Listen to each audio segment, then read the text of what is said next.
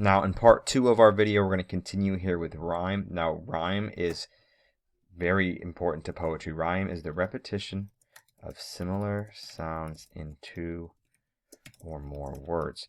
Now it helps make the poems musical, and it is most often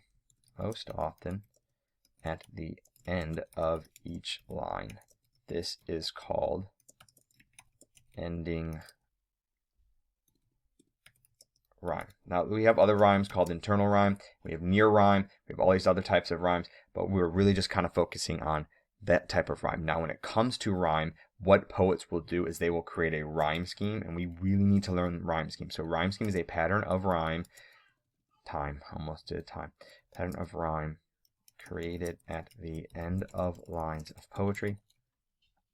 Now each end sound is assigned a letter of the alphabet. That's where it gets kind of tricky. Letter of the alphabet, starting with A. So it helps make the poems musical. It gives the reader predictability. Okay. Ooh, that's not good. Predictability. Okay. So rhyme scheme is all about the alphabet. So we have a poem here. You may write me down in history with your bitter twisted lies. You may trod me in the very dirt, but still like dust I'll rise. We are not looking at anything except for the ending word. So we are looking at the word history. We are looking at lies. We are looking at dirt. And we are looking at rise. Okay, and we assign these letters. So we start with the beginning of the alphabet. So we want to start with an A. So we would not do that. We would drag this A up here because that's our first letter. Then we ask ourselves, does history rhyme with lies, or does lies rhyme with history? It does not. So we do not want to do that. So we want to actually drag this B up. Okay. So now we have an A, B to start, and then dirt. Does dirt rhyme with lies? No. Does dirt rhyme with history? No. So we continue down our alphabet. We just go down the alphabet. So now we're at C. And then, but still like dust, I'll rise. Rise to me rhymes with lies, so I come back to a B. So our first stanza here, remember stanza is like a paragraph in a poem. Our first stanza here, it has an A, B, C, B rhyme scheme. Now we continue down. We don't restart with A, we continue down. So this next letter, if it rhymes with anything above it, would get assigned an A, B, or a C.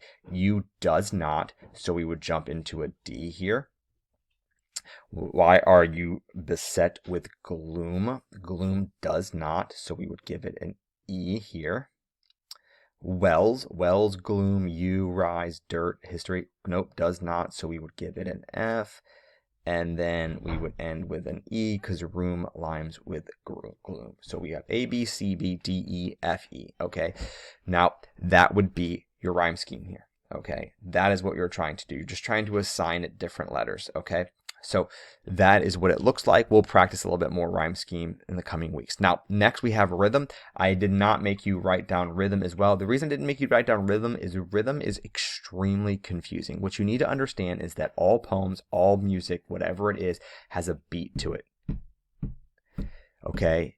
Rhythm is the pattern of beats or sounds in something like a song, poem, or story. It's how words or music feel like they are moving fast, slow, bouncy, or smooth, right? So you can go a fast rhythm, you can go a slow rhythm. All right, in music, think of the drum beat in a song that makes you want to tap your feet or dance. In a poem, rhythm happens when the words follow a pattern like this. The cat sat still on a windowsill. Notice that is a rhythm there. The cat sat still on a windowsill. The words have a regular flow that make it feel smooth and fun to say. Now, here's the thing with rhythm. There are different meters and all these other things. We're not getting into all that in 6th grade. What you just need to understand in 6th grade is this. It has a beat. It has a pattern. It has a flow to it, okay? That's what you need to grasp, okay? That's why I'm not having you write down rhythm, but you may be asked about rhythm, and when you're asked about rhythm, just looking for a sing-songy quality, a musical quality, a beat to it, okay? Now, our last thing here are line breaks. Now, I think I mentioned this earlier, but I want to make sure I reiterate it. When it comes to a poem, okay, this paragraph is known as a stanza. Okay, but each individual, you can call it a sentence normally, but each individual thing that this is known as a line. Okay, and when you go to a new line, you have a line break, and you have these line breaks based sometimes on punctuation, but sometimes there's no punctuation. So the line breaks differ based on how you do it, and that's how you pronounce it, and that's of course how you end up with a rhythm, because all poetry is meant to be read aloud. So when it comes to a line break, this is where the line of poetry ends. Okay, it comes, as my one daughter listen to Baby Shark, comes at the end of each line in a poem.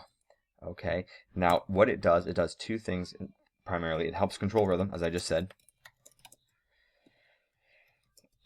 Learning how to type still, and then they speed up, slow down, or create tension in the poem.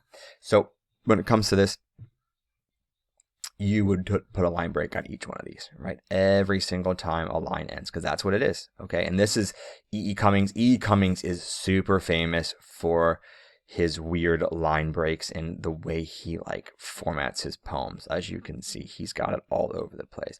But you would put a stop sign at the end of each of these lines, because that's what they are. Even if it's just one word, that's the thing about poetry. It can be a one-word line. It can be a 15-word line. It just, whatever.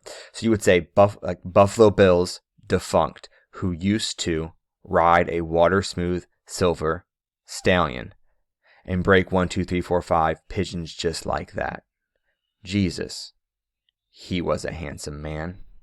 And what I want to know is, how do you like your blue-eyed boy, Mr. Death?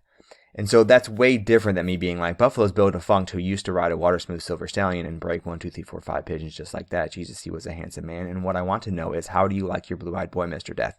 Now, that was a lot to take in when I read it that quickly. Whereas when you pause it down, you're like left to think about each word, each phrase, each sentence, what have you. So that's why we have line breaks. Now, you have a practice that goes along with this, and it's pretty much exactly what I did here. So if you were paying attention to this, you will be fine on the practice. I can't find it up here. Oop, here it is.